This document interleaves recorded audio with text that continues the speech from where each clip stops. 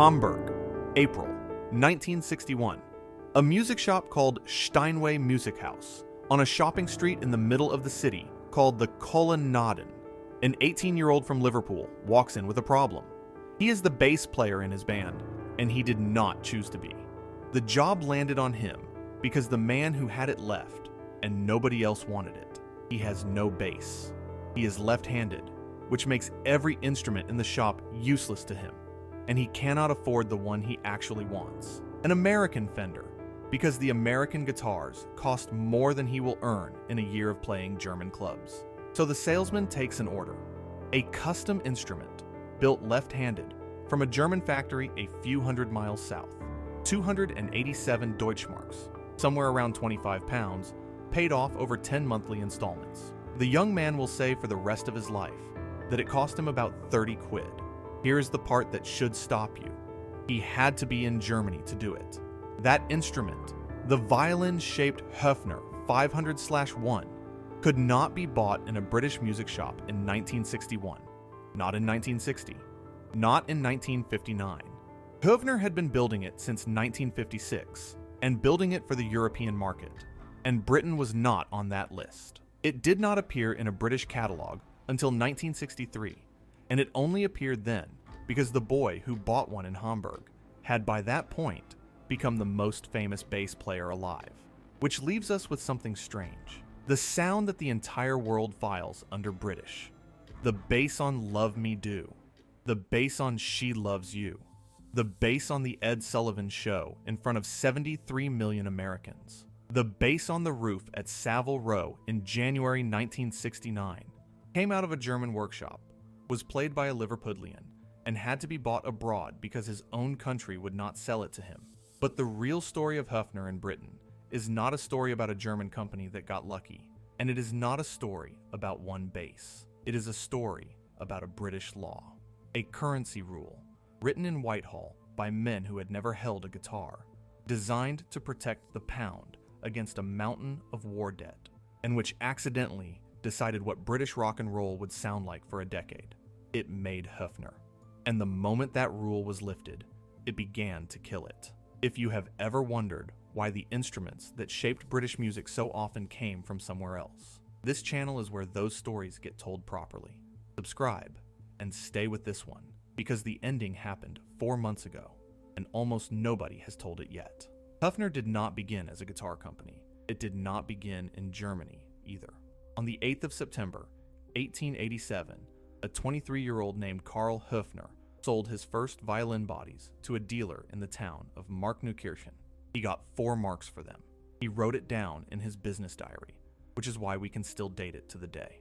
He was a cooper's son who had been apprenticed to a violin maker, and he had set up on his own in a town called Schönbach, which was then in Bohemia, in the Austro-Hungarian Empire, and which is today called Luby, and sits inside the Czech Republic. This is the detail worth sitting with. The company that would become the sound of British beat music was founded in a country that no longer exists, in a town that now has a different name, in a language none of its future customers spoke. And Karl Höfner was not making instruments. He was making bodies, the carved wooden shells that other luthiers would finish, varnish, and put their own names on. He was a supplier, a subcontractor, somebody else's parts. The finished instruments came later, and the guitars came much later than that. There are no guitars at all in Höfner's 1925 catalog. By 1931, there are 12 flat tops at the bottom of a range still built on violins, violas, cellos, and double basses. His 2 sons had joined by then, Joseph in 1919, Walter in 1921. By 1938, the workshop was turning out 28,000 instruments a year.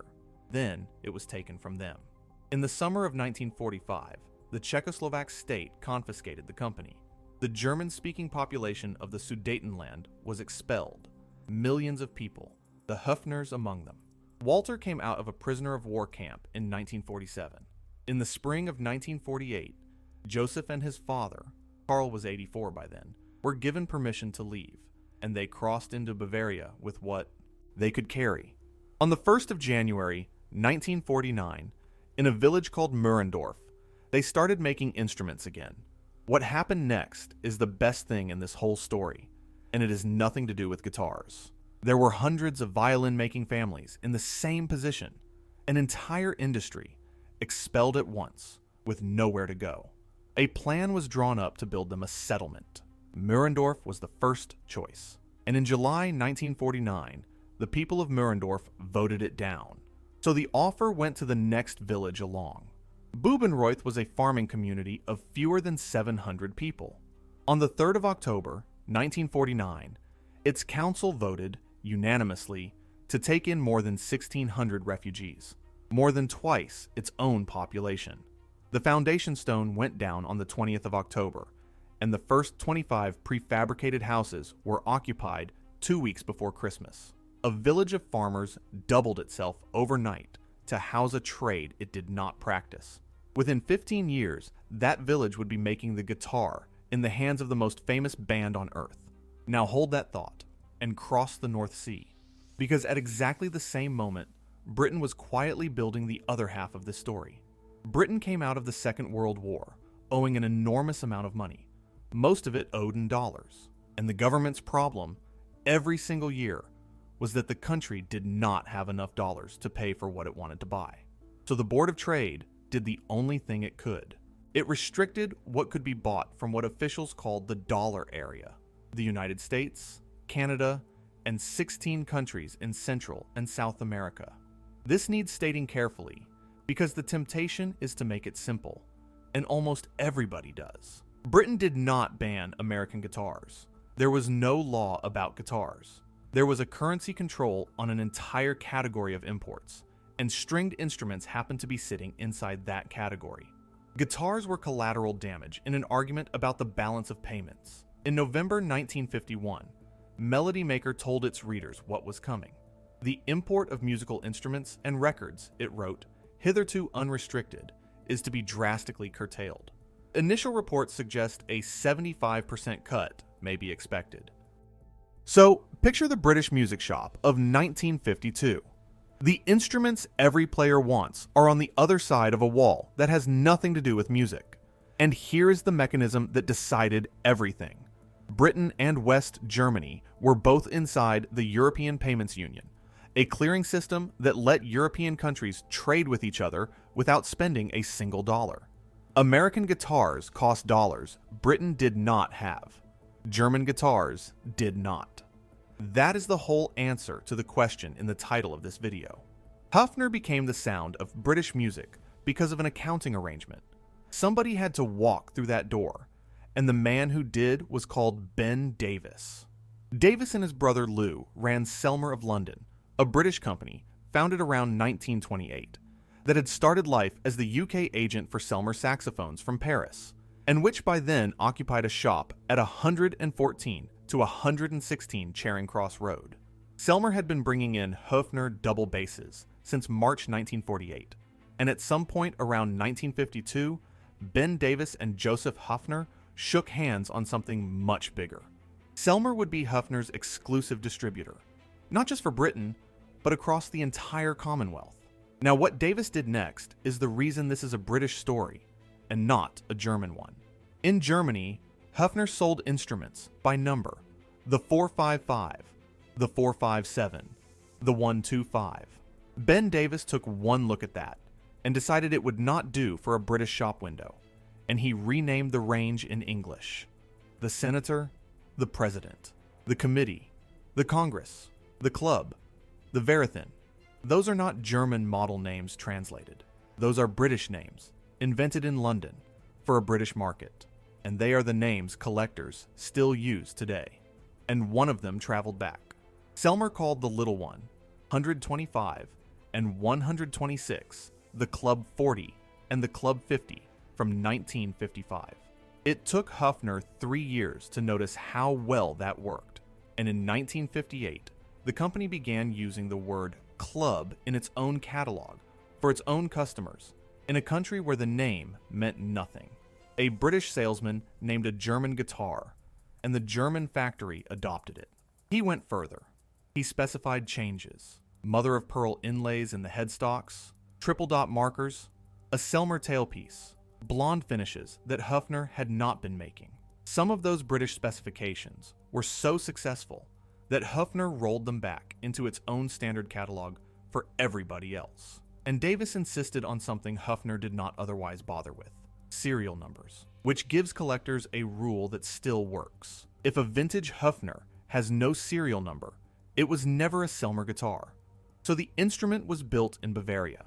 The name on the headstock was German, but the model, the specification, and the name it was sold under were decided at Charing Cross Road. Then the boom arrived, and it arrived faster than anyone was ready for. Ben Davis himself supplied the number, and it is worth hearing slowly. In 1950, Britain imported 6,000 musical instruments. In 1957, 7 years later, the figure was more than 250,000. Not a rise, not a strong year, more than 40 times the volume. In 7 years, skiffle had happened. Every teenager in the country wanted a guitar, and the guitar they could actually get was a Höfner. There is a story, and it comes from a single source, so treat it as a good story rather than a hard fact, that in December 1957, Selmer chartered aircraft to keep up, and that the first Lufthansa flight, carrying close to 1,000 guitars, was met at London Airport by Bert Weedon. Weedon matters here more than any pop star. His beginner's book, Play in a Day, sold something like 2 million copies, and taught most of British rock to play. And on the cover of it, Bert Weedon is holding a Höfner committee. But the real machinery was hire purchase. At Frank Hesse's in Liverpool, you could walk out with an electric guitar for £2 down and 5 shillings a week, provided a parent signed as guarantor. And that is how we know precisely what a Höfner meant to a British teenager, because the paperwork survives. On the 28th of August, 1959, the day before the Quarrymen played the opening of the Casbah, Hesse's sold a Höfner Club 40 on hire purchase to a customer recorded as John Lennon of 25 Menlove Avenue, Woolton. Occupation: student. Guarantor: Mary Elizabeth Smith, Aunt Mimi. The figures are on the receipt. £17 down, £28, 7 shillings if you paid cash, £30 9 if you did not, 5 shillings a week for 53 weeks. And that piece of paper quietly corrects one of the most repeated stories in Beatles history. Mimi did not buy John his first guitar for £17. £17 was the deposit. She was the guarantor, and the boy was on the hook for the rest. Lennon's own line about it was that when he and George saw a Höfner Club 40, they thought it was the end. Harrison got one too, in the summer of 1959, by trading away the Höfner President he already had, swapping it with a member of the Swinging Blue Jeans, by one account during their Tuesday night residency at the Cavern. That guitar still exists. Serial number 244. The Beatles gave it away as a competition prize in Hamburg in 1966, and in 2018 it sold at auction in Los Angeles for $430,000. By the end of the 1950s, Höfner was not one option among several in British music shops. It was the option, not the biggest German importer. The biggest, full stop. And then, in 1955, in Bavaria, Walter Höfner designed the thing this video is named after. He was not chasing rock and roll. Rock and roll barely existed. He was solving a problem for double bass players who were tired of carrying a piece of furniture to work. So he built them an electric bass shaped like a violin, hollow, tiny, weighing barely 2 kilos. McCartney's description is the best one. It's like a little piece of balsa wood. And the reason it could be built cheaply is not the reason people assume. It was not a cost-cutting exercise. It was violin-shaped because Höfner was a violin factory with a violin workforce, working a traditional division of labor. And a violin-shaped body could go straight down a production line those people already knew. It was shown publicly in the spring of 1956 at the Frankfurt Spring Fair. Not, incidentally, at the Musikmesse, that did not exist as its own event until 1980. One more correction, because collectors will make it for you. Höfner did not invent the violin-shaped bass. Gibson got there in 1953 with the EB1, which brings us back to a left-handed teenager in Hamburg who could not afford a Fender. His reason for choosing it, had nothing to do with tone. Because the body was symmetrical, he said, it looked less daft upside down. Every other bass in the shop had a cutaway that ended up on the wrong side when he flipped it over. The most recognizable instrument in popular music was chosen because it was cheap, and because it looked less silly backwards. Picture the counter of a British music shop in 1962. A boy has saved, or more likely his father has signed something. The Höfner on the wall costs him 40 or 50 guineas, and the salesman will happily tell him it is the same make the band on the television are using. What the salesman does not mention, because he has only just started stocking them himself, is the American guitar in the next case along. Because in June 1959, the Board of Trade lifted the ban. Melody Maker again. The Board of Trade this week announced the lifting of the import ban on many goods, including records, instruments, radio, and television apparatus. By September, a London dealer was advertising USA guitars in stock now, and the real weight of American stock arrived through 1960. So, who actually killed Höfner in Britain? The easy answer is Fender. The honest answer is longer and much less satisfying, because it starts with Höfner's own distributor. In 1960, Selmer of London took on the Gibson franchise. By the end of 1964, Gibson, Fender, and Hagstrom guitars were sitting in the same catalog as the Höfners. Ben Davis's salesmen were now selling against the range Ben Davis had built, and the numbers in that catalog tell you exactly how that ended. In 1965, a Höfner Verithin listed at 68 pounds 5 shillings, and a Gibson ES 330 on a nearby page listed at 162 pounds 15.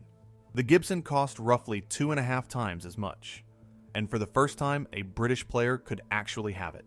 That is the moment Höfner's meaning inverted. For a decade, it had been the aspirational instrument, because it was the best you were allowed to buy. Now, it was the one you bought when you could not afford the real thing. The specialist history of the company puts it bluntly. To play a Höfner hinted at a degree of amateurism, and you do not have to take a historian's word for it, because Höfner's own star endorser said it out loud. Bert Weedon, the man on the cover of Play in a Day, the face of Bert Weedon Plays Höfner, went to Ben Davis about it. His account: I said to Ben, you know the American guitars are starting to come over, and their pickups are far superior. Davis passed it on to Germany and told them to improve the pickups. Weedon waited. Then, the Guild guitars started arriving, and, in his words, I thought, well, I can't wait any longer. So I switched to Guild. The man Selmer had built its entire British advertising campaign around left, and said publicly that he left because the Americans were simply better. Höfner's decline in Britain has rarely been described more precisely than that, and it was described by the man selling them. Nobody in this story did anything wrong. The Board of Trade was protecting the pound. Ben Davis was serving demand.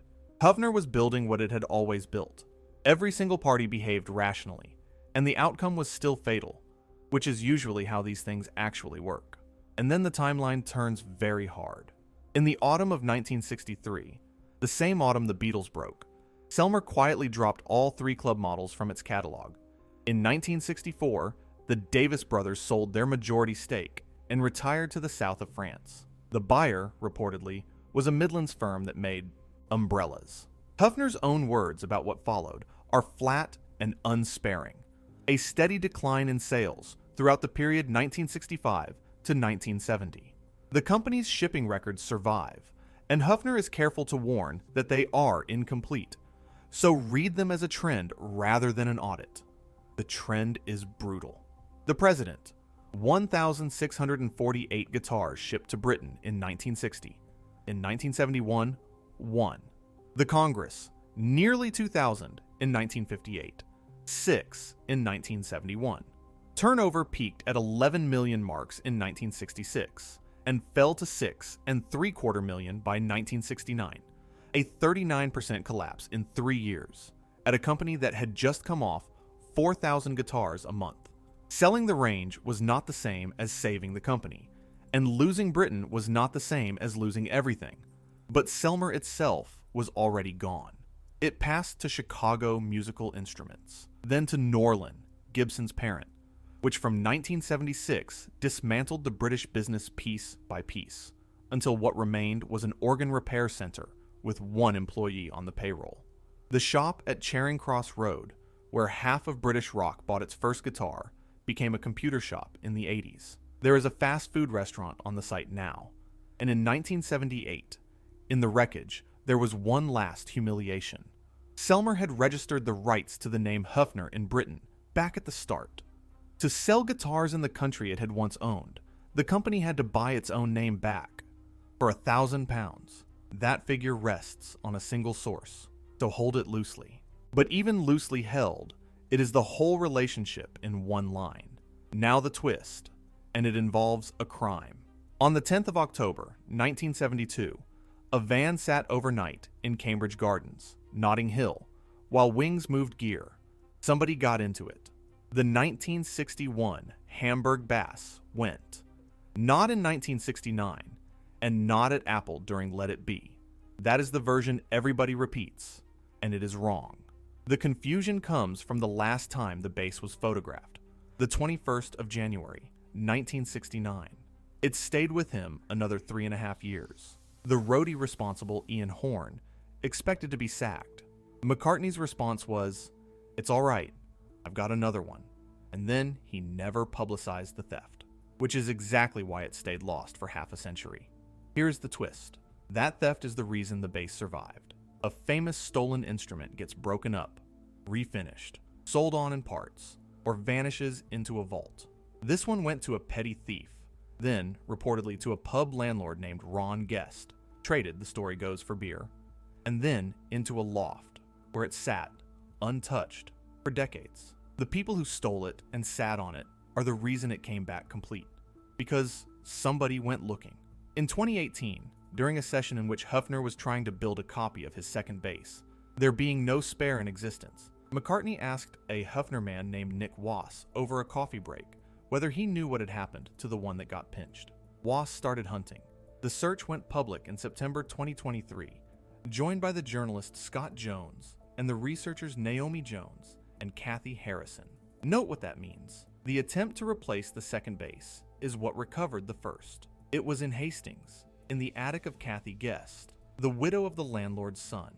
She brought it down, and she drove it to McCartney's home in Sussex herself. Wass spent a day taking it apart and photographing it, and his verdict was 3 words. It's the one.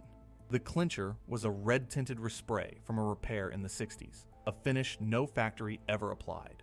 It was handed back on the 21st of September, 2023, announced in February 2024, and played on stage at the O2 in December that year for the first time in 50 years. As for what the rest are worth, a genuine early Cavern era 500/1 now sits somewhere around 11 to 16,000 pounds. The same model from 1963 to 1970, the Beatlemania years, the ones Selmer actually sold in Britain, runs roughly 2,500 to 3,500. Club guitars, the ones Lennon and Harrison started on, go for around 900 to 2,500, with the 50s examples at the top of the range, and the ones that kept working are worth something else entirely. In 1964, a 15-year-old in Newcastle wanted a Stratocaster and could not have one, so his father bought him a red Höfner Super Solid for £50 instead. He had no amplifier, so he plugged it into the family radio. That boy was Mark Knopfler, and he has never sold it. Here is the surprise footnote. Höfner left Bubenreuth in 1997 and moved to a district of Bayersdorf. Its address there is Egerlandstrasse. Egerland is the German name for the region of Bohemia the family was expelled from in 1945. Nearly 80 years after being driven out, the company's registered address is still named after the place it lost. What Höfner's British chapter reveals is not simply that Britain fell in love with a foreign instrument. It is that a country can build a wall for entirely sensible financial reasons, discover that a whole generation grew up inside that wall, making something extraordinary out of what was left to them, tear the wall down the moment it can afford to, and never quite notice that the wall was the thing that made the music. And it is not over. On the 10th of December, 2025, a court in Firth placed Carl Höfner into insolvency, a company of around 50 people, 65% of it exporting, undone by falling orders and shifting tariffs. It was rescued on the 1st of April this year, taken over by Giwa Music, with the trademarks going to a venture backed by Thomann.